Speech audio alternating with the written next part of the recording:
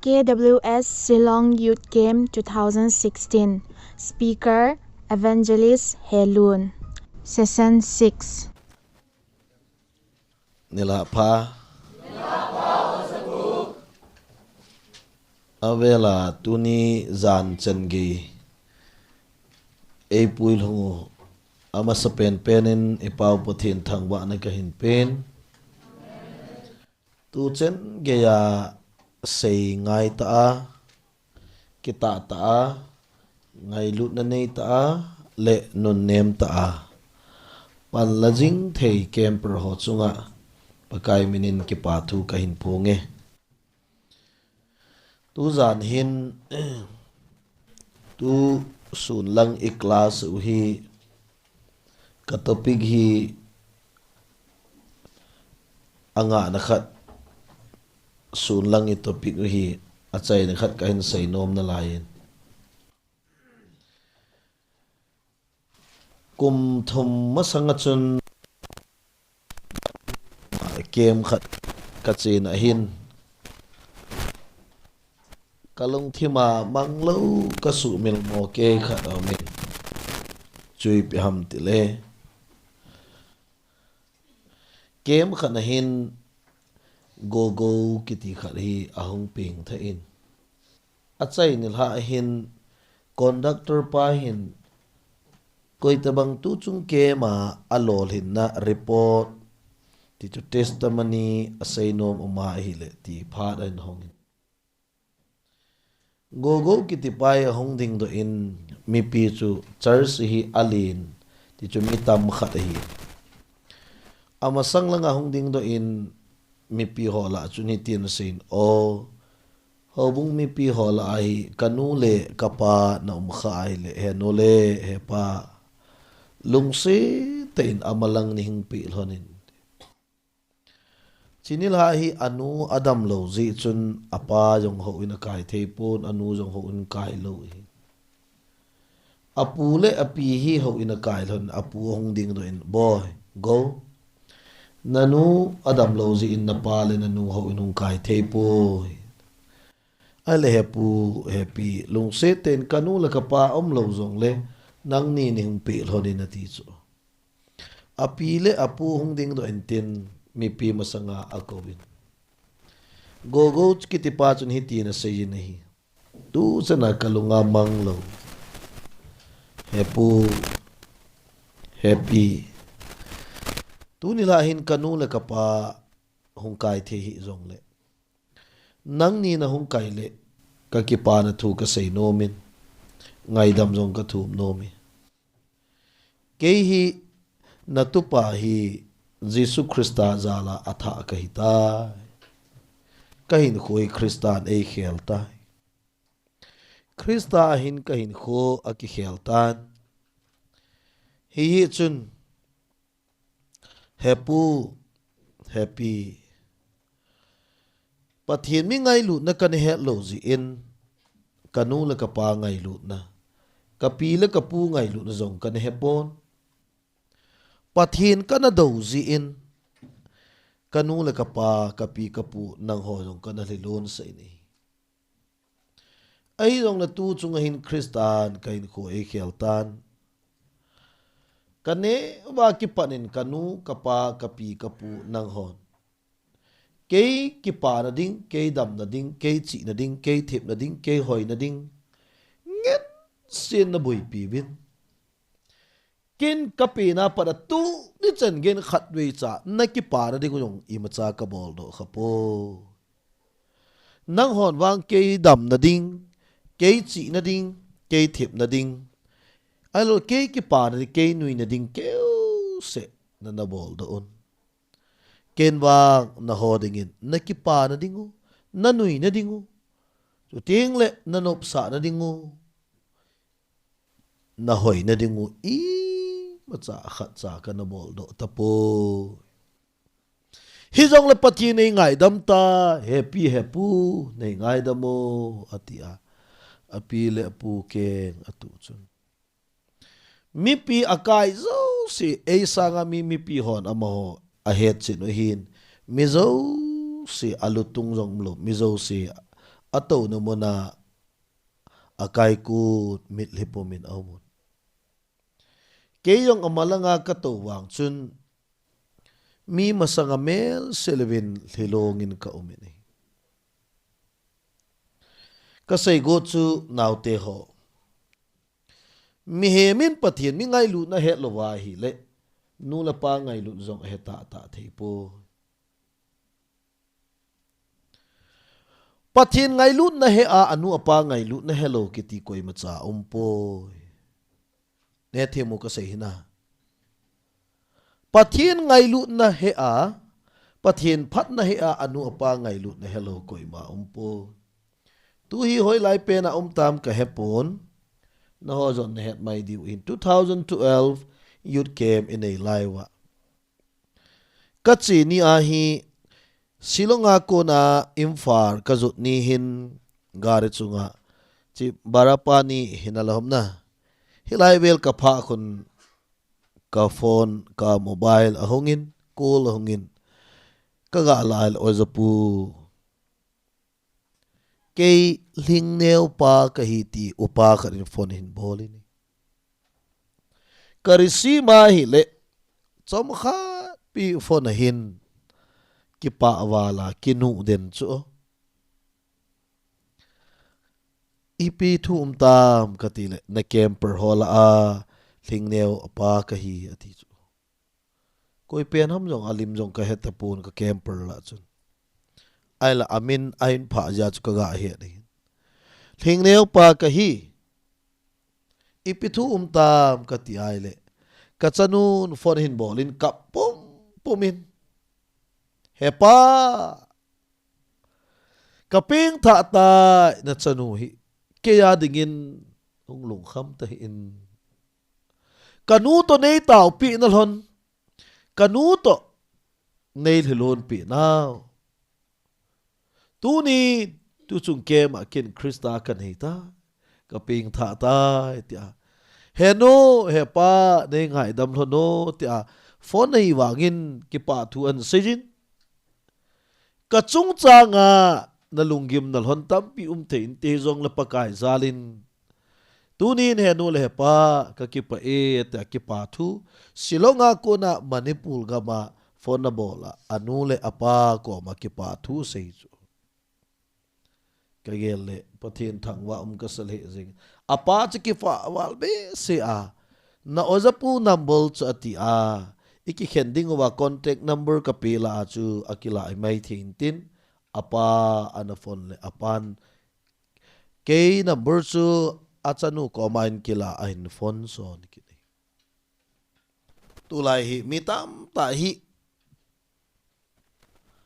anu apa anga asu khil na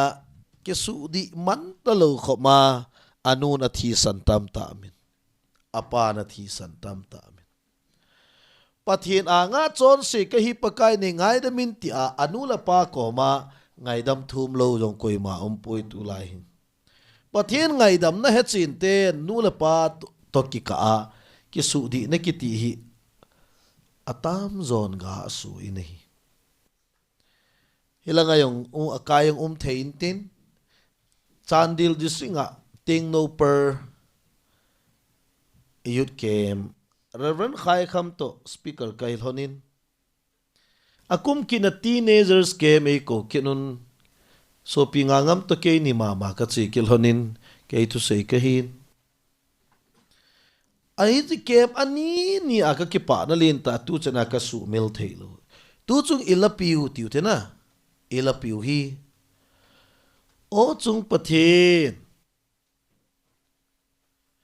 kanu la kapa ka na ka hi nom poi ti hi kanu la kapa dom sa na hichila hi nunga chapang khanin o lungset ta in testimony chom be khat lacheng a kheli nei aloi golte ko ma testimony se ya ki pa thu se na chu so pite na ho na wang phawi hichila he akisim dungju no na sathi win kin ka sathei po o chung pathen ka khang hoilai ni khu kanula ka pa ka na ka hi nom po kanula ka pa dom sa na kanu la kapa dinga lung lai na khang do hichilahi asa ting la aman kin nu le pa ka nei po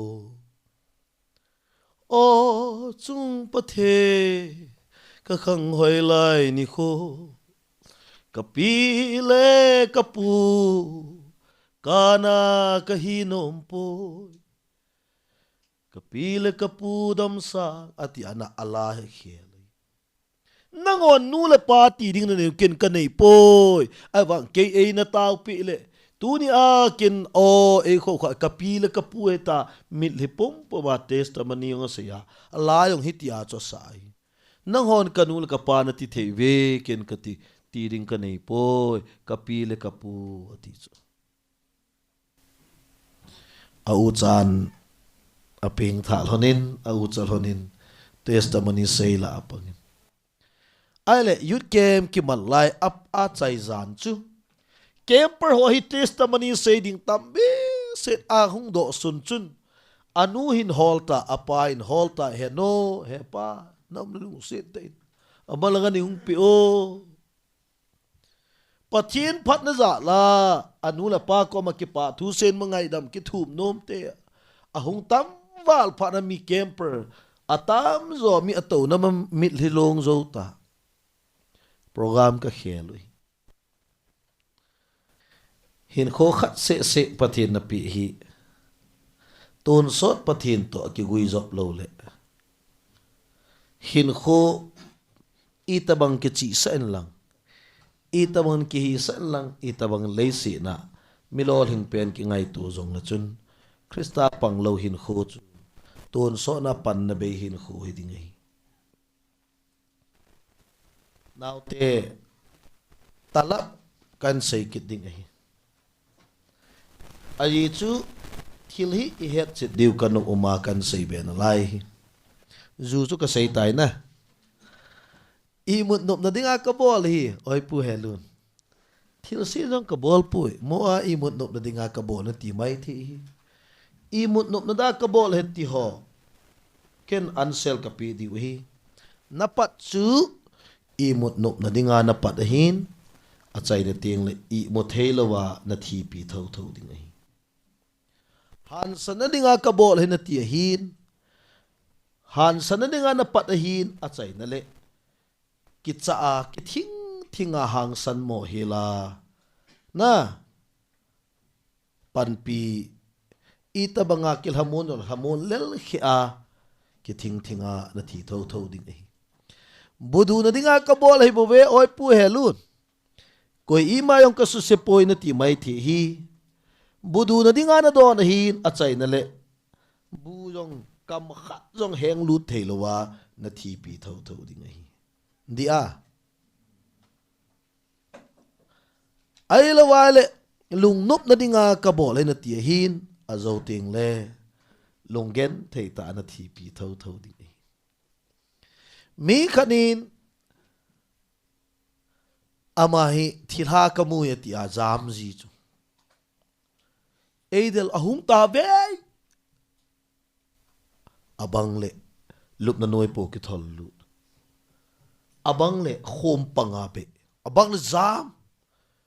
ai nei pin I ma cha hung poi pin bol hang hung ta gao ti wang ei ahung ta ahung te atyak zam peng ji ipinamuham aloy nun tao na dinga hin pui tao pi dinga ipiti ham katiala oi pu thilha ka muzid itina museum katile sipai ho bangkon army ho bangana uniform hing sen ki wonowin man cha po ma hungwin ke man ni ke that dinga hungji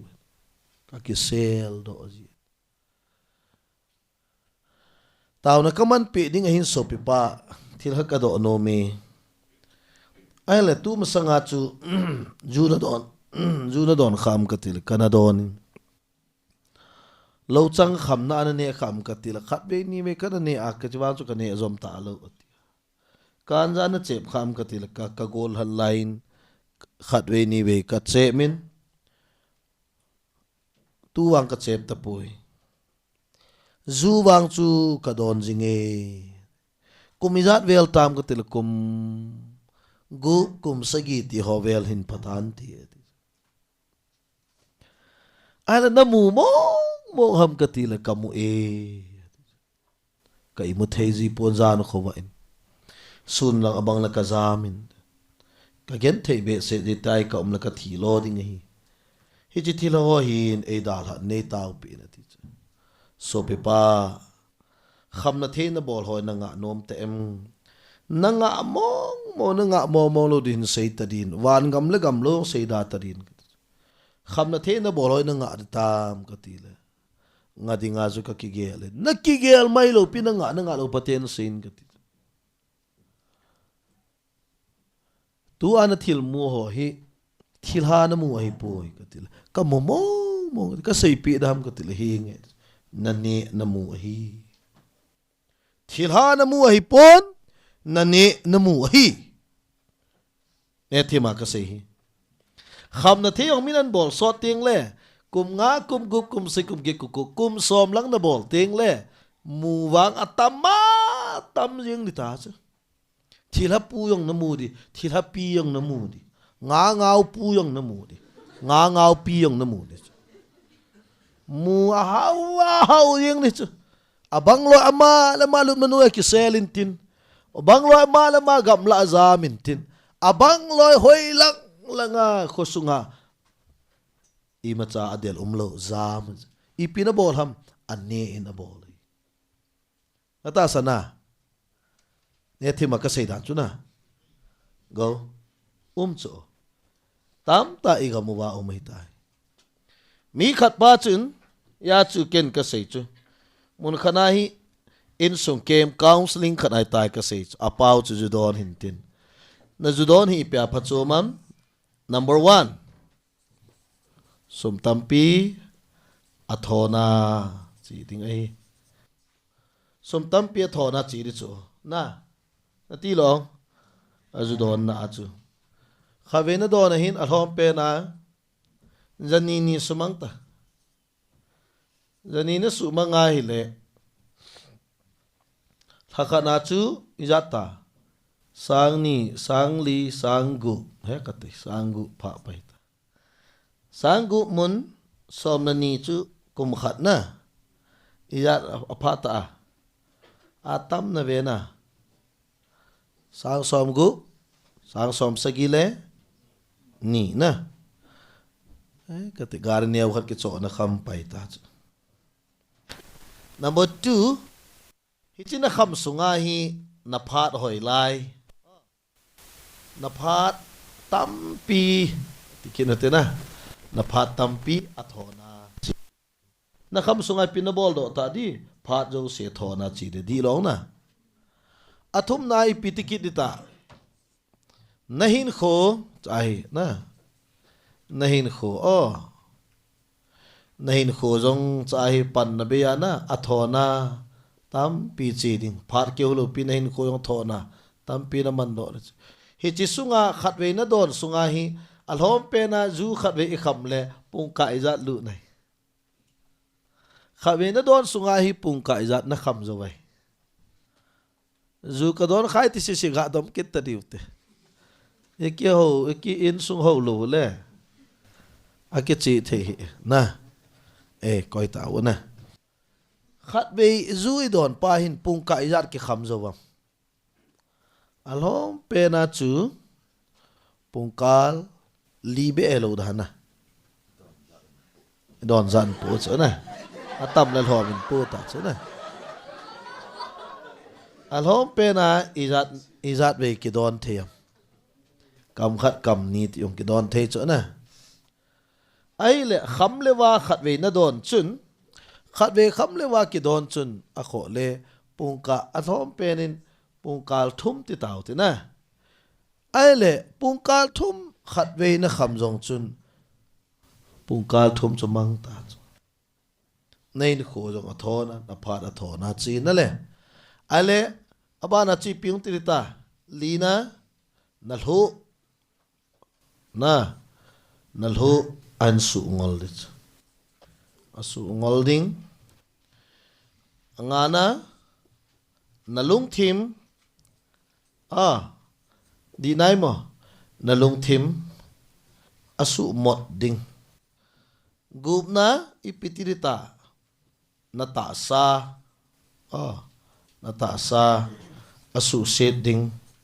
hoi ten vevo sagina yo tieng chule mi lo hing ding chu nong lo sap ding lo sap me het nau chu na mi lo hing ding nong lo sap ding mi phachom ding phachom lo an su ding mi ngol ding mi ching ding pen chu mi ngol tai tel ain wo pe ding na mi ngol na su ding som na ipiung dita luchang na sorry lunat luchang nat ne he ding som la khat na chal pang hung na kit dit na bol so na hele som na ni na lol nat ne he kit dit hung kum su su in dit som na thum na chup nat nan he dit som na li na thin nat nan he kit dit som na nga na gilpi arsar hung dit som na sagina som na gup na chi bele namal thajung na dan het be kit de kum su su yeng de hi chila hung ke panding luchang nat chalpang nat lol na op na chop na thin na le gilpi arsar hung chi be ki na hi le hilang hi hung na su che eng de ana de tama tam de se yo jai jong hi ya chu mi ching ding mi ngol na su a le ka thiam lo asu a mi hat ding hat mo asu a mi hoi ding hoi mo asu a di nai mo ka se hi di nai mo chule min phading si chu min si a angjang dim se na ki hu ding zu hoi ta na don be na lai le kham na the na lo ma lang ngai ta hoi no me ho la ngai ta zu don ho ka se ma no ho ding jaw lo win gel hi ta no ho ding a kho di se ne non ka don poi na ti wang adon don to na ki dei kit no le a kho se ke nei ki diu ta ya chu adon na chu pasalin tin athu chu na ho nong hi ke thau diu na ki chi thei lo wai le hen be tau chi ya chu hoi ta na vevo ka sei hi mi ching ding mingol tai tel avo pi ding mi phachom pen ding chu phachom lo pen tai tel avo pi ding min phading chu min si tai tel avo pi ding na lol hing ding chu lo sap avo pi ding na tam ta hin pu lu pi hi chau chu na nga alwa na don be na chi be kit na lai le na mu be na lai di hi pi ha na mu be de hi chai na chi be kin na to phel hung kit transfolding na maya hung chudi na to gop ding na mai hung pom di ko ta bang design chu ka di ti a to gop ding a mai pom di na le hi cha chu na nga lo na chi be kinai le na mai hi hung ki transfer ki na oya hung chudi na to gop ding na mai gop ding na tumpu ding kang chui ta bang amel sinave o phanalai na chi be na nga lo na chi be kit na la ya hi le ipu ipa tevin zu ana che mun hi zubela chu don aphuwa zu ana che mu hi naute tu la hi koi man zu chep ta po zu don ho chung zo hin don aki phutta zu don ho hi pipe ke tu a atui ke ho ai tai ethem ka sei hi ipu ipa tevin zubela chu don ana phuwa zu che mu hi tu lai zu don ho chungai pipe ke tu a hapta siat ke ho ai tai ethem ka sei dan cha hong ke ho ding dam wang na dam ta lo ding thi yong na thi wa lo ding gen thei ta na hong ki zen de chu hiting chule na hinga na nu na pan na hinglai sana na pula do ding ai athi pul do sanga hing pul do a ha e ti na athi asim ding jong hi thei lo a hinga koi ding kine pi thelo la thelo hi di chu het sai ta chu nom la da le man mo su tho tho na ki zen na dinga hi ne la go tam ta nan su mang ding nain ko ten nen zen zo lo wal nong tha sit kit na lai di na thi ni la mi hot an na va e ti le pau thi cho na va ati diu cho na anawa e ti agang thei pe na hlan mul cemetery thut loi ding bo mi na gel na long chunga na kong chunga thu sei ding mi hung tam lo di chu e chu koi ma cha i hi lo di chu a sei sun sun chu mo ain ko te mai vet na tu na thi pa hi aju don cha khat bo hi mi phata hi ti chu ngai ki aju don cha khat hi le mi phata hi hoi lai chu kila dam ka het thei na mo ain ko te ngai di nga sei bo chu la di yong lo ain ko te iki chat thi mal wan ga ma nga asol kit thei tho chu kho lo chu ama hi ka het danin chu banga na ki ngol sa wang chun athi kon hen na saten ki si na khat wang ani jin ama hi ki pa man wang chu sang pon tin wan ga ma hi jong le a ki si ji wang wan gam chu lut nan te ti ken jong ka ta sa ni ga ti di chu ain ko te hi ta chu sei lo wa hi le an ko te kum thum lang ho in kai ki lo diu chu ka ti ama hi ne a do na tu na thi ada mu na chi tai ki ti le an ko ten ho in anu kit diu chu ka ti ya chu an ko te be ho in kai na ding wa chu a thi ko na chun na saten ki si na khat wang ani jin awang phat la wan gam wang chu lut nan te ga ti pi ngai ki dai chu ga hoi lut be chu ngai chu me ga sei lut tho be chu ka ti ai wa nga cha vela honong ta san lo ain ko te no ta san di hi be na nga sei tu tho chu ngai min sei lut zong le ama alu lo le wang aham sina ve na le hilong na ka sei nom tu ni nunga gulang ho cha te nau te ho zu kham na the na ngai lun kham na the nang na ngai lu po chon sit na ngai lun cho sit nang na ngai lu po e ngai lu na le hibang lom lom mel si e pu lut bi ding na wang sila na tu lai na gim nei ta na ki pu ki na hin sunga na khangu ye hin zui ki ipui pa te vin kaw si ana the na wa tu lai kaw si yong ki sei ta lo umlo hi tan te ai wa tu lai kaw si sanga min a the chu tu lai na hello na kham na the ane ji a kham na the ki kap ji a hin kho chawai aman ji a nat chawai na chunga wai ho ma mi tam ten tu lai a o alungim pi chula min akida chula igel le hi chun khang dong ho kham na the ingai lun isum jong amaring ni it po nata sang na it po na ho hoi la yong na it po le na mel hoi lai jo se borin suchulin tin a hoi ding chu hoi mo su in tin na ti lo da judon ji a hoi hi pa cha hi ta judon ji azwa ka sei atobe ato hung the ma amai hung po ma hung santimel hul ho khu a hoi hi lo pi chu athil ne chun asem pom hi sot lo di ta ya chu gen thei ta hung thiding athile damun chi kit na lai da tung mo na ve khai kum sagi zu donin lang kum sagi ki chai le kum sagi sungana don do hi la khat hitale na hiloham na wal la khat hitale kati ale la khat hi kum sagi jo teng le lak ni le sang som nga na nakinung pi kit de e tile hitin e ki sei jong le ke don ding kanom pu kum sagi na do na hi le kum sagi sunga lak khat man na don do a hi le kum sagi zo ting le lak sagi le sang som nga puma na kinung pi kit de iti jong la naute kanom poi asum chu interest pumin aza tampi in kinung mukit de jong le ihin khowang nung ko the hi tapun tin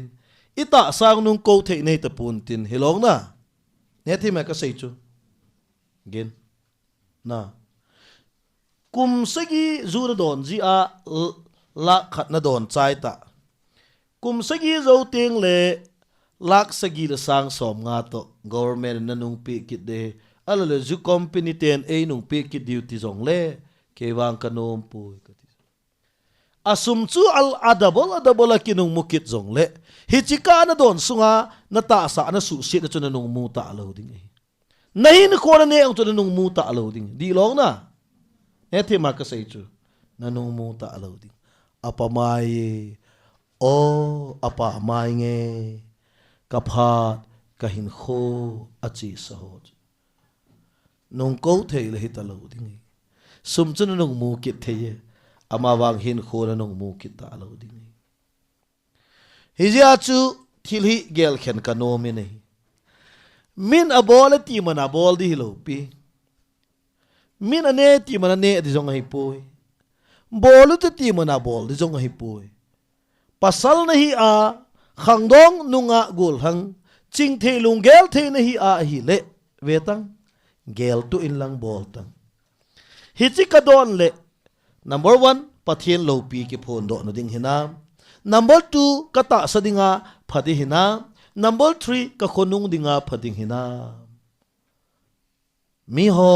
a hin vet dinga jong thilpha vet zui the ka hi ding hinam ti chu gel ngai chulana ne the ai ne lalin la sa zu wa zu la sa chuna zu zu zu ka he chin tai na lungel ati tai na mi ipitita mi ngailu mi khoto nahi po mi negam mi sungol mi that ding ki go nahi zo ati lo na adi e hichipan zu don zi in MA first class a chai ta tin her khawe MA pass ding lai pass lowa ipidinga min o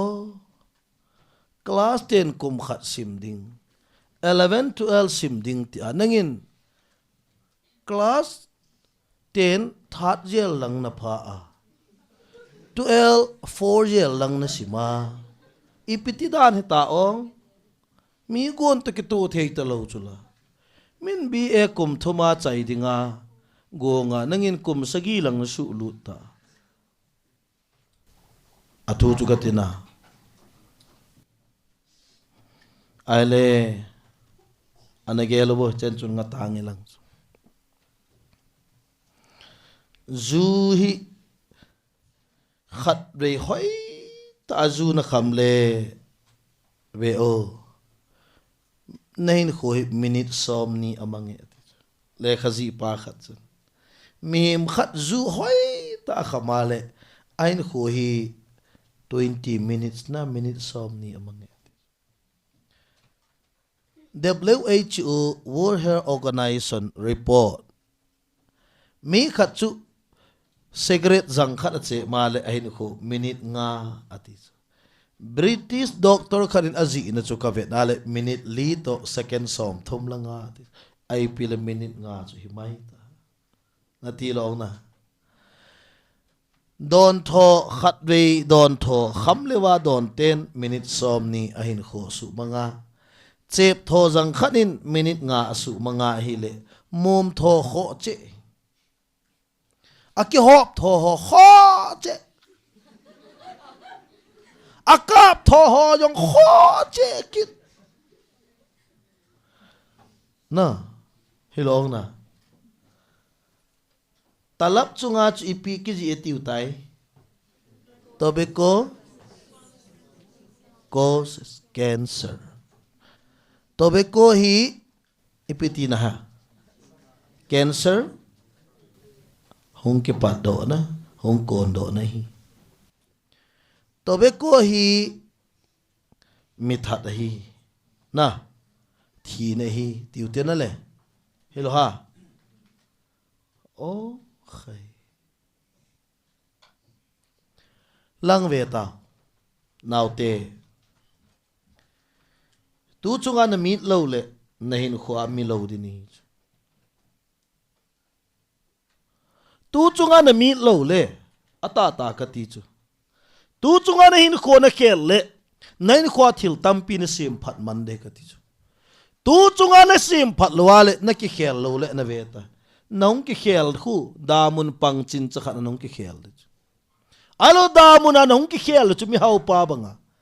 Ki khel na phachum ta lo. Tua ki khel na phachum chu. Amen. Tua na ki khel le na. Gaugini tua ki khel le. Amel long tua sanga hoi na lai di chu. Ata ka ti chu. Tua sanga mel long hoi na lai di ngi. Chilta piain kwa khel do ding. Dan chu tu masangin ko ham khanan nin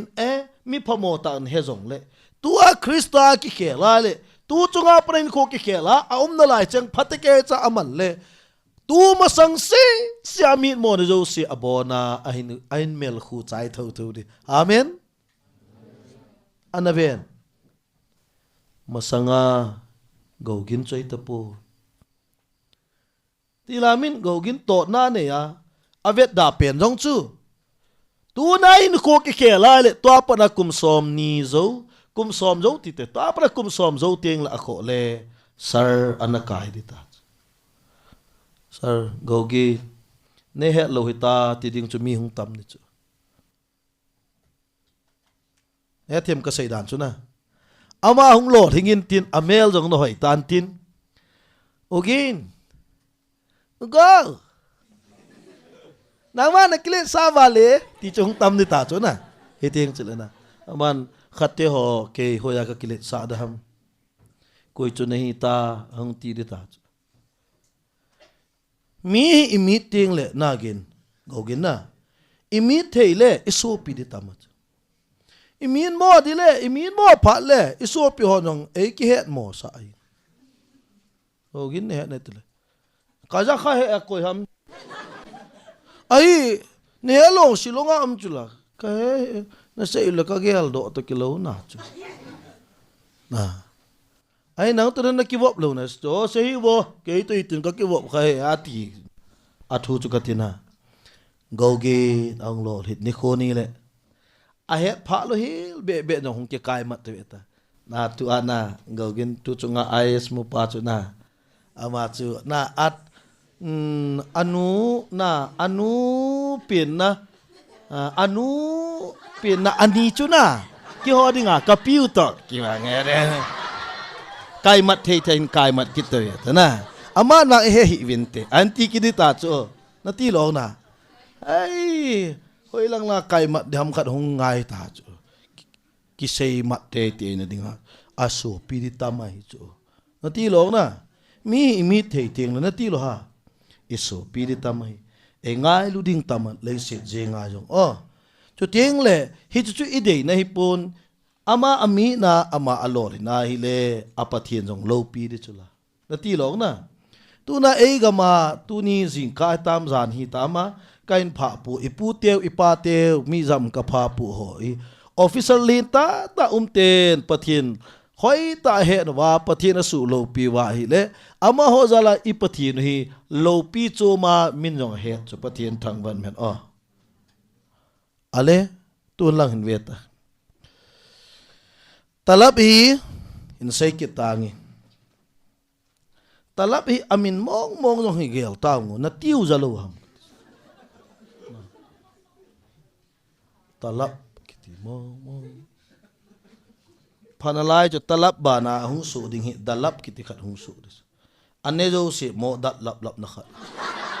ho mo hela ding na ta talab na ne wa na ki ho the na alai chu aba na hung so di pa ho dalap ane jo si mo da lap lap ipi na ti na ngai ti le ipi ki ta hi ti ka hi ta ai la ti chu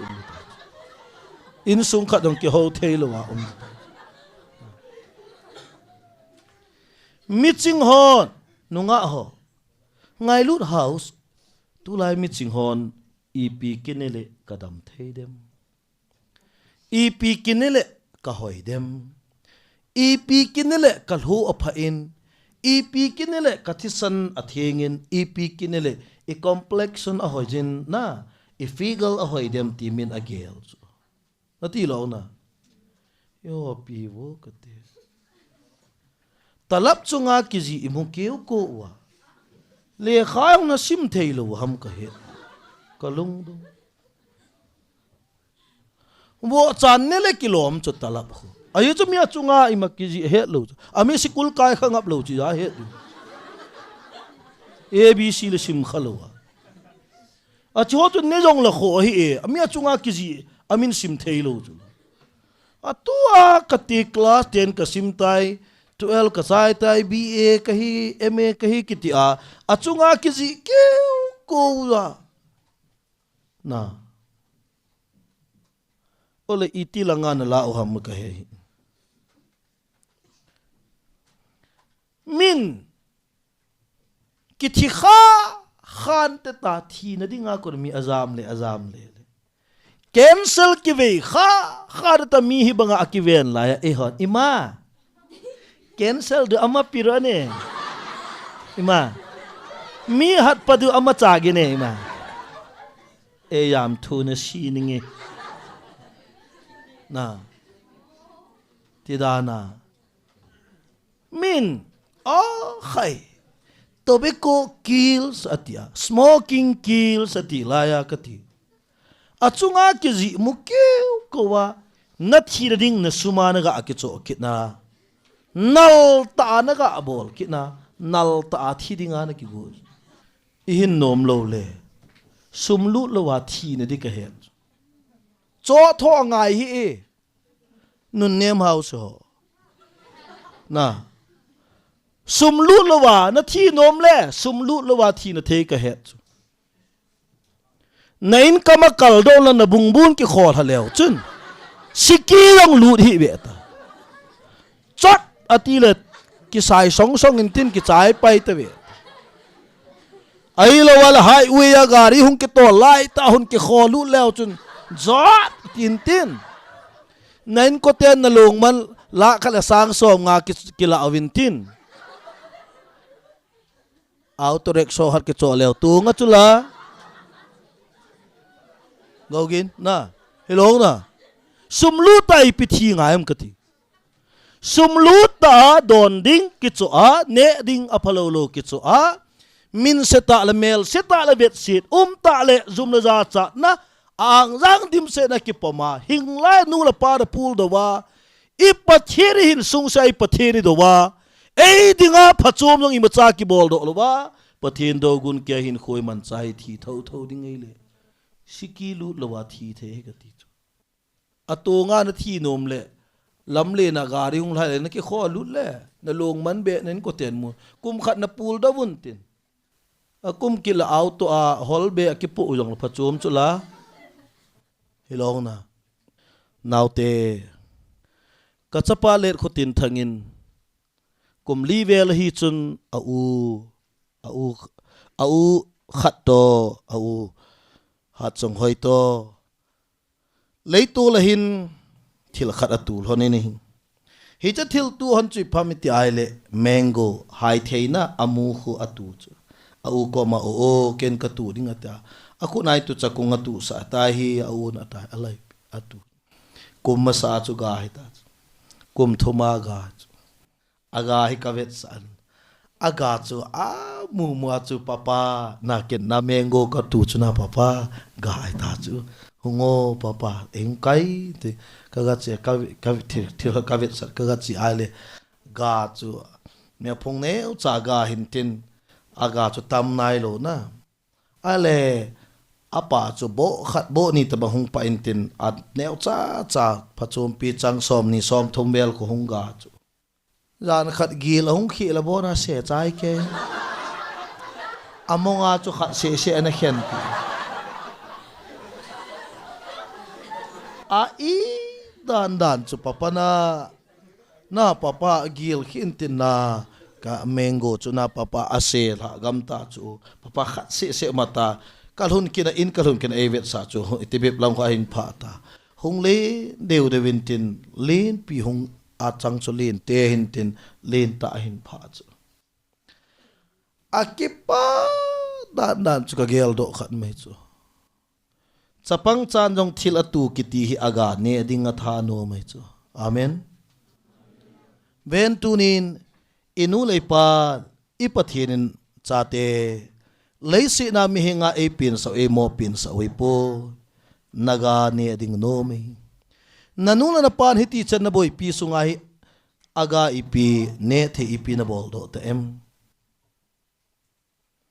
zong ha tu zong la aga ne de kine mo hin kolbu tu la aga ne de kine min be mu tu zong le be hung ki a be pai hung ga ding kine mo kum hi za na nula na pan na hin boy pi sunga hi ipi aga nula pa na nga ko na ipi ga ne te em kum hi za sunga aga ne the lo ra din mun na laya naga khache chu mai le naga hi nula pa ading amit hi su na be ai na laya hi le tha gel kit de ka sai cha te ho mina cha te boy pin aga ni gam ta Silonga kojin Kolkata kojin Mumbai kojin aga tampi lo ta ala nang tu ri chen gya nanu na pa na ne wa panan boy pi lai tu ri chen gya ai inui pa ding ipi ham ne thei e ya ko na hung long do hi chun tu ni hin beote azo ka sei chula talab hi ka ve na hi le ui chan jong ane lo hi gan hing la alo pe na he na chu vo cha la ui cha hi hilom na mi alo ma na gel ho khu ipi gan hing to na te ka ve ui pi ni ya chu chu na ni em vo pi ni hi itiu chu alo ma I he ho hi ui cha vo cha to ki te ka di long na alo pe na he ui cha talap peti ani am ane de ku wamnu talap wamnu talap sanpi kanun ke ho ui cha chu Julie asa chu Julie ga ti long lai jeng ka Julie yong chu ane hi talap hi ui cha hi bang lo ba kiti wangin gin na ane lo hi talap ui chan talap ane na mu kha we vo cha pe taw na intin ane lo azi chu vo cha no ne khamasa lo achunga kiji ko he lo wa nga ana a ne khamasa lo akida chu vo cha na kida ui cha no ana a ne khamasa lo ai chu nim wal extended ko nim sa wa na ne dinga ne khamasa lo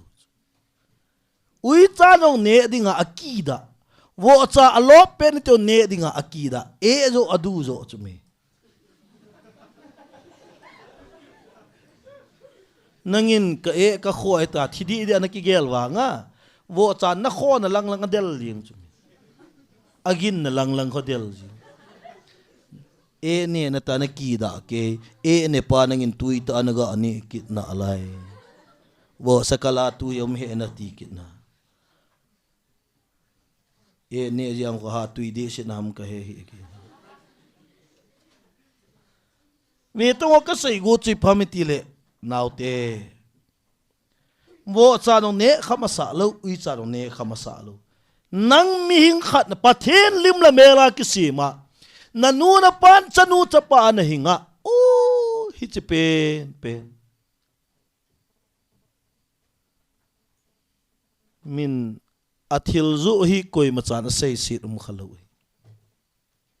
te se kong kon bil bel khat an kam agaw thim khat hen pu le le azu jong le happy nan kam pu pi chu ka te gaw ta chu la chu na zo na lai ong ti le he anaw ne he lo chu agaw wa nga hi changal mi akyo na tu ya tu hi chu boy tin lai chu a hoi mo yong chu a sei phat te te jing tobacco company hin a thil zo he thil sim hi achunga pa cha na siki jong a ji lo chu hello a thil sim chungwa hi sei phat a neu cha jong a ji lo chu ane ne hi cancer ve di ti a ji wa hi chin thina mi that a hi thina the hi ti a ji wa na ti lo na ai wa yon ki chote that mom that chuta I manelwa hi theilo na hiule bong sa ki cho vel lang aphe ha agomul lang sa khawa ki pu ta ba sunga ga ne ta sikul class pe dong them khat ga hel haung lang ni sir hon ipinani hom tila sir bong sa ka ni ha se hi vin ti taw ngo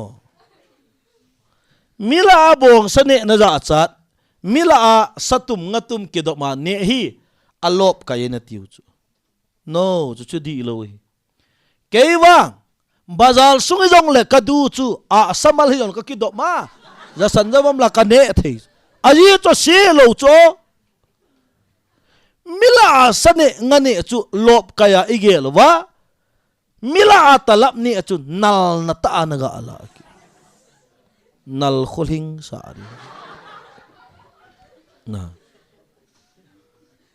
akan mo na ata ka sei hi ke mila sane ngane ka boi pui kaza yong cha pui aji cha phai bulhang ki do buka ki do ma bazala nen to ka ne chu boi lo ba su ngana ne no ma oi pu ba su nga buka ne te te to hin choi tong ne te ka ti boi lo ke boi lo aji to se lo chu buka ne jin he lu na khamiti ho yan ja kha u na a samal ne jin khamta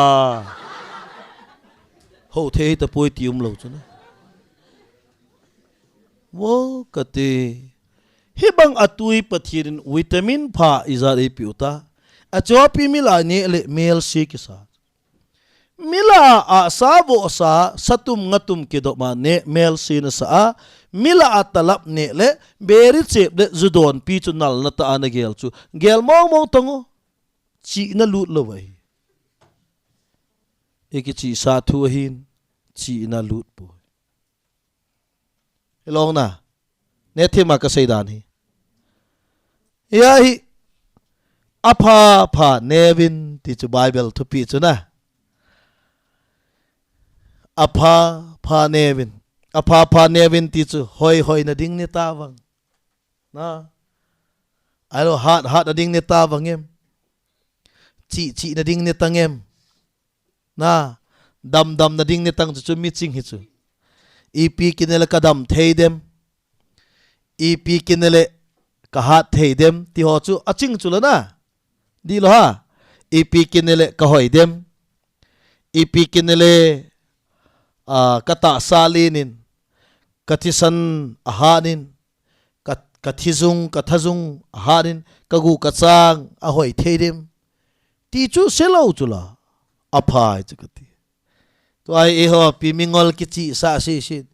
i pi kinele kham ni ba pi kinele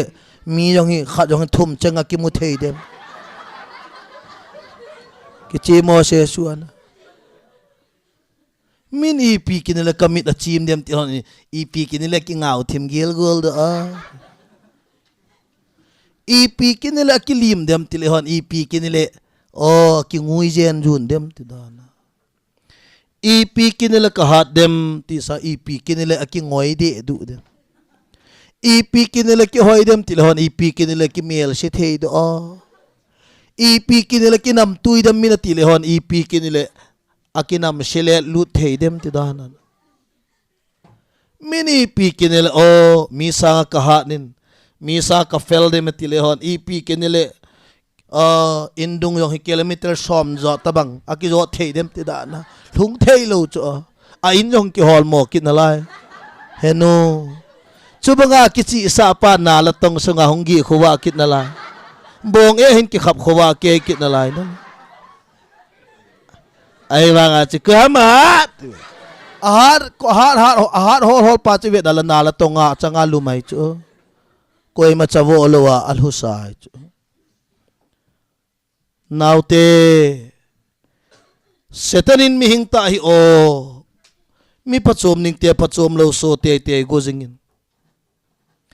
tuni hin mi ching ning te mingol so te go a I pathin bang tunin hoilama umanahim tipahin asesim phanom pathin hi hichi pakai chun hunguvo ki ho to te tipa chu hinalai chu hallelujah ki ho to ti tipahin na that no wenge ti na hi po the mo ka chan di ti na zong hi po na ngai da ming ting ki cham taw ti na hi bo amen hi chi pa chu hi a chu min ipi kinela ka hing so dem tilhon ipi kinela ki thiwa thei dem ti dana ipi kinela o khai ita sayang hoy tulai ve tungo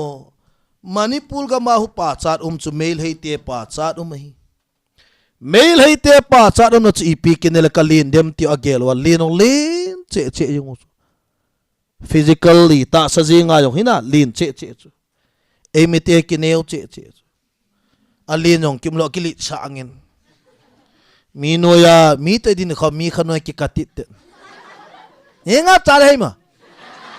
na khadop kan kheda mi khanoya katit sanong mi san ki phalo ahoy yong ki umlo aki hoy sa angin na ahoy yong ki umlo ki hoy sa angin tulai khang tha wang pathe lung se nin aching deu jong tam ta hoy yong tam che ta pathen thang wa yai kong hun na ka sei chula lilin tai na lilin kamu chu o ka ki pa e ka ti ke chapa hele ka ki pu sa le de ka chune lo ha na me ho yong a sang thim jam khat kamu chu ki pa chu me ke o ke hi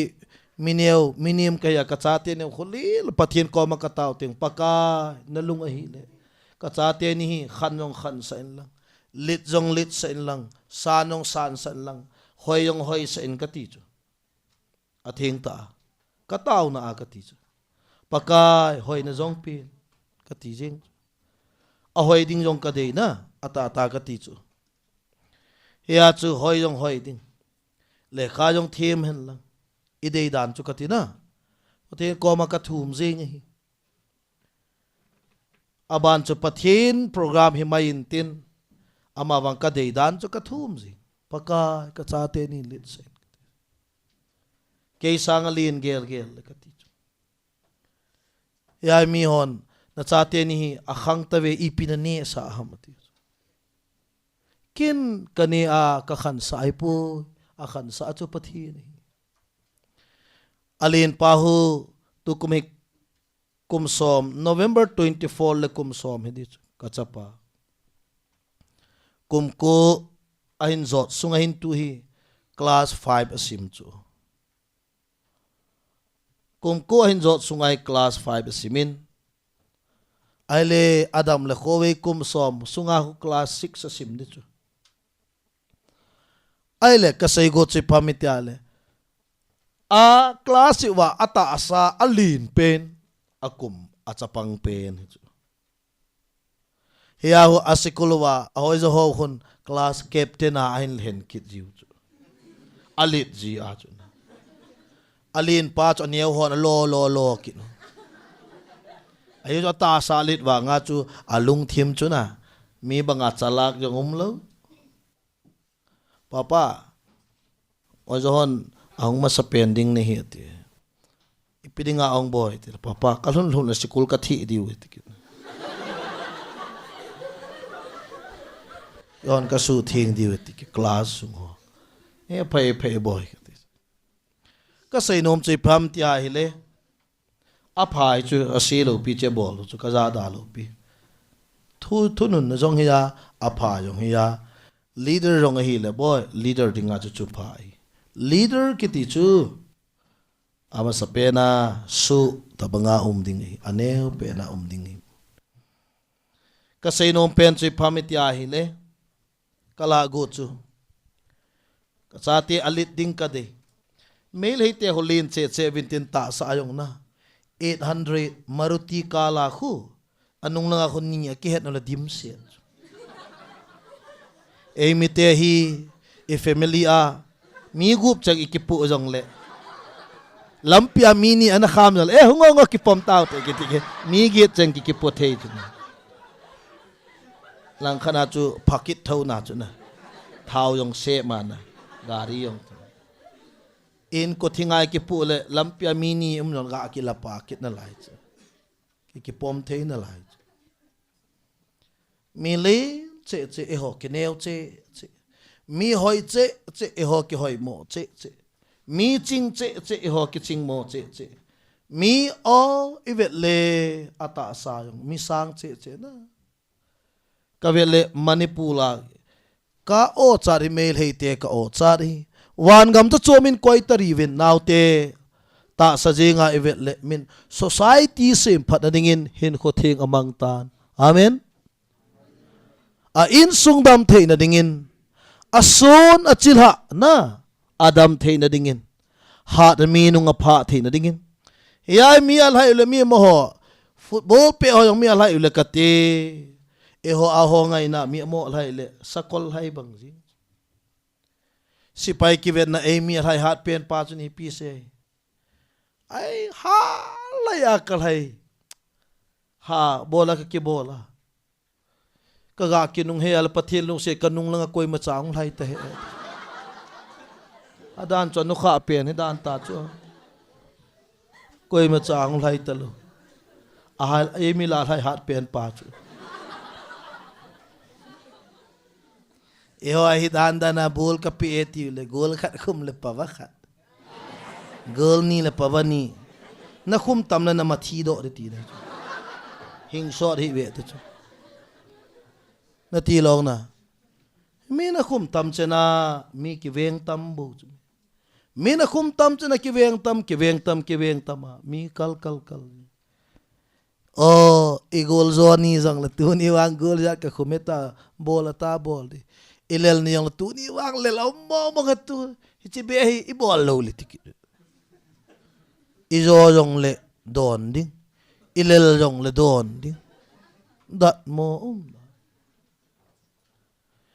tu ni hin veo te cha te ho chon sit ki ti hin ven I society I chana su sit nata sa I chana su se na I ho bung I pathian to ki kai chan ge ya pathian lung na ni zat I so do wa I kham le I chat vai na lama ka seitan na lim la ya na bol lo ri samwai na kham ji a bol lo ri samwai na bola cholo ri cholo chon ma ana chona ne lo ne ma hin lo hin ma ana hina yai na hin khuwa lol hin di tam pin e dal ha che mi ching che e ki ngol che mi ha che e ki hat mo che mi hoi che e ki hoi mo che hi chin tu ni hin gil ta khang dong ho gel ka nom le zingi ethi ma ka sei na nunga ho eyebrow lipstick ai lo wale perfume man tam ta na ki cho wa nu the na ki nu wa amana man tam ma sang na ki je wa achai na talama na khum kha nam se de na aman tam se khum kha na dinga chu aman hlom pe na ga khum kha la ki chai de long na so banga man tam thi ai ki jep na ho zo se bo na ki chai anam se pe na ki khum kha he jun tu ni hin beauty cigarette jang khat hin kho mi hin kho minute nga ane kanung hin zui wo proverb bung som chang som ni la sagi pakai gin nahin pakai gin nahin me min kho so sein hezi chun migilote hin khowang akumu ki su chom ding hi proverb bung som chang som ni la sagi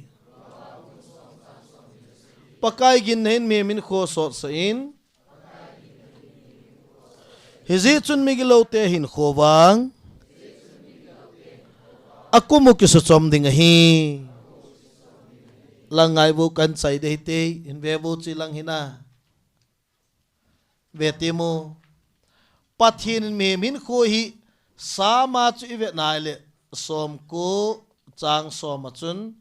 me min khoi kum som sagi adam theita som ge na tunin sengai house leader pu hi kum som gi na dinga hung ping kum som gi na dinga alhang pia hung ping hi jong le kum som ge hing lowa hin kho ki man sai thi ipi na mitia le hin kho ipi na ne am chon sit ki tin hin kho ani helong na kum som gi na dinga hung ping pa hin vevo number 1 pathin agin lo ji a pathin gin lo ji in kum som nga la do ti kum jat ne ai som sagi bu ni nula pa azalo zi in kum som na do kita kum jat ne ya som gu bani kham na thia alop zi in tiutena zule sa kham na thia alop ya kum som na do kit kum jat ne ai kum som nga bu ne ta apan ei vui ding tia kine pi tam ta hi o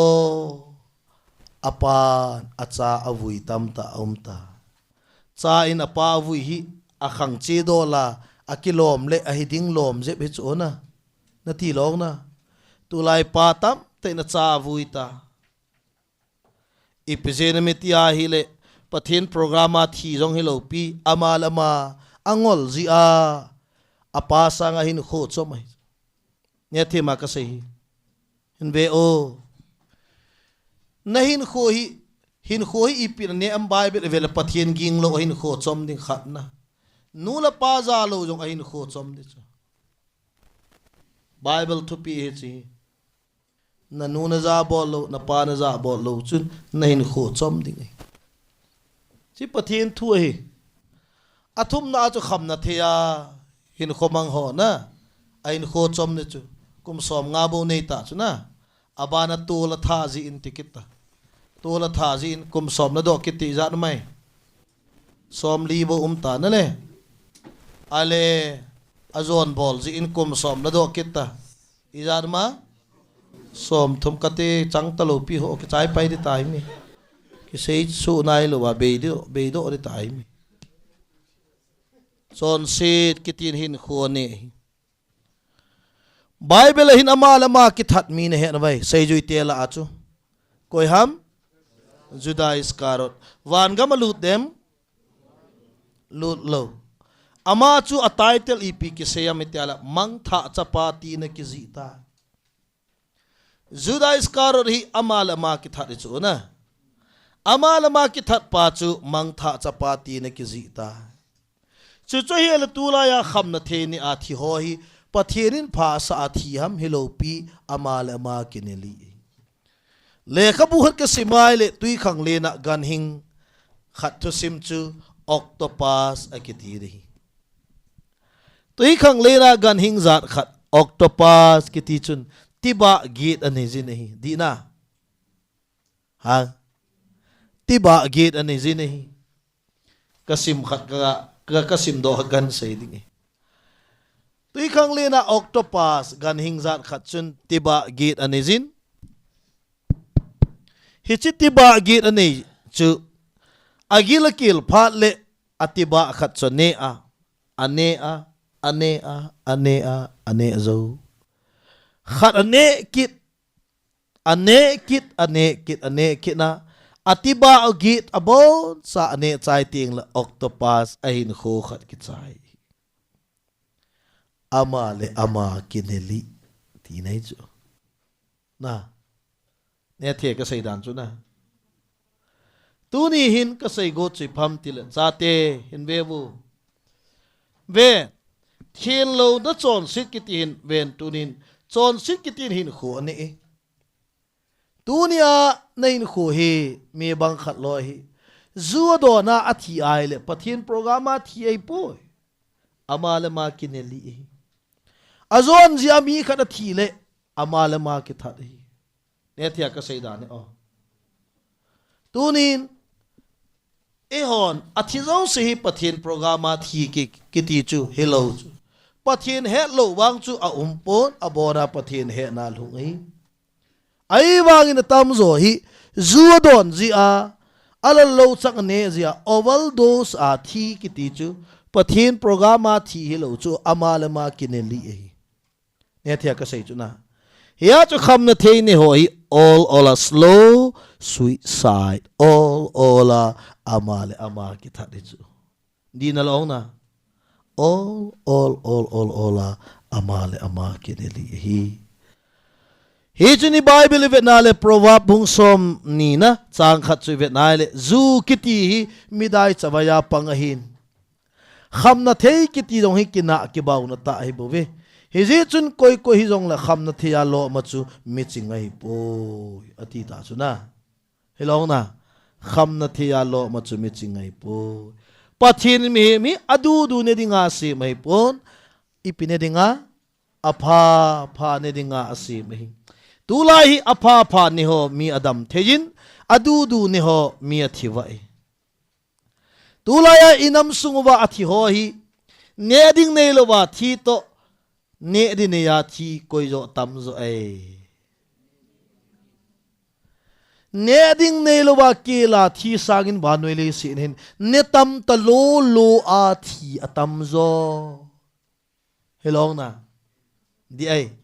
ku ke te yong ka gen thi ti wang wa society hi tu na chan gi ipui pa wa pana tribal lang aha tribal pen is ong leo hen tu na chan gi akila thi society wa ki sei lo hi pathen thangwan men kila thi ki sei lo pi a thi ka vel kila thi sanga ne tam ta lo a thi tu za na yong alulu hoi ka vel le ne de ne lo wa tha chola lulhu nahi povin na ne atamwal be se ban na lulhu ki noi chu min kong kha ne nang kong thum cheng na ne le na ne in na ne na kham ki yu se ki kham lo chu bu yong ha ne le ki kham ai chu me yong ki kham bo we khat te ho tu yin ka breakfast a kham yong yam khat no mu chu na ne wa kong kha chu ni le chu phadi cha atui wal je ge them kha ki la be ge ke yong koi pe be ti kit le na bol wal be se na bol chai na bol chun nang na bol pai ki na to thi ma chu na bol kit tau chu na chula ya chu than mula mitio khu khol leo chun ne ri ne lo wa thi sang go gin na ane tama zu ne to kanja ne to lo chang ne to abu ne to ha sa ne to ne a ha ne bal be se ja thi tamai chu na ti lo na aphabe cha ni ho koi ma thi po a hoi mo ho yong ka vel ne lo ya hoi mo hello pi na ne wal be sha na hoi mo chu hello na a figal seleva na ne ga mu ta chu no ho hin na figal yong na ne sit ga mu ta chu na ne thei wal be se na ya hi ne ri ne lo wa thi sagin ne tam ta lo a thi tam zo di am ka sahi na azune to alo chang ne to kanja ne to kani ne to number 4 ne to ne tam be sa thi tamenaute ai tunin hoi tan gelin ka ti chu ka sei nom pen chu mi ching thei ngen ki khom hi ben nunga gol hang kem le ka sim le ka thim longel thei ngen nei ji wa negel dingowa ka dei thil phawip ka sei hi taw na puma pakai o hi ta na ngai za na lung na gel pathian thil tam ta na ho pi dingai na ye chun adu du ne koi ma hing sot ngai poi apha pha ne mi ahing so ni amen adu du ne koima adam sot pon apha pha ne mi adam so ni adu du ne mi ha sot pon apha pha ne mi ha so ni hilom na adu du ne mi hoi pon apha pha ne bo mi hoi hi ya tu ni hin ehon egel diu chu pathienin mi hing hi adu du ne dinga si mai pon apha cha cha eden ho na ki pana pathienin ne la cha agam gial he khen adu du ne ki ti koi hamiti a hi gan hing ho hin miching ki ti chun apha pha ne ding hi wo cho khun adu du ne diu hin ngai tau ui cho jong adu du ne diu he di lo na ui chan e ane ji a hobungin ve na koi kha am hang lo chulana adu du ne ding mi hem kiti hi eden ho na pa na naute ngayo hitin ka chai no me mi hem kiti hi e ki gon dan jong ganing ho to ki bang e gong pon e ki sem dan jong ganing ho ta bang e ki sem pon e sem lo naw azi jong akibang pon iton sot gam diu jong akibang pon i khonung diu na chule ine cha jong ki bang lo ai ganing ho ina du du ne diu hin mi hemin wa apha pha ne ding hallelujah ui cha bo cha a chot adu du ne diu hi mi hemin wa apha pha ne ding hi che pathin mi ma sim na angai lu na sange ei gon dan jong ki banglo ei sim dol jong ki banglo ei sim lo na azi jong ki banglo i khonung diu jong ki banglo i ton sot gam diu jong ki banglo chule ine cha jong ki banglo ai hiya chu samji pan mi him hi ipi hiya hi banglo lo ma na gel kho am ati chuna pathirin mi mi ipi hi banglo lo ma agel engai lu na ne la cha e bol pi dan jong akilange ganing ho da du du ne di mi ngina pha pha ne ding ti ganing ho lo se sanga pathin mi akoi sang zo amen hiya chu nagin amai pathin sanga them cha neu zon na kojin lo pin la lu khu bangin na khu pin za ta in na bole hengi ju don ngi du jai don bu aphai ta ki don nei pu tao na pumin hoi ta in tunin longgero ti pathina thu pathe bu pi tao hen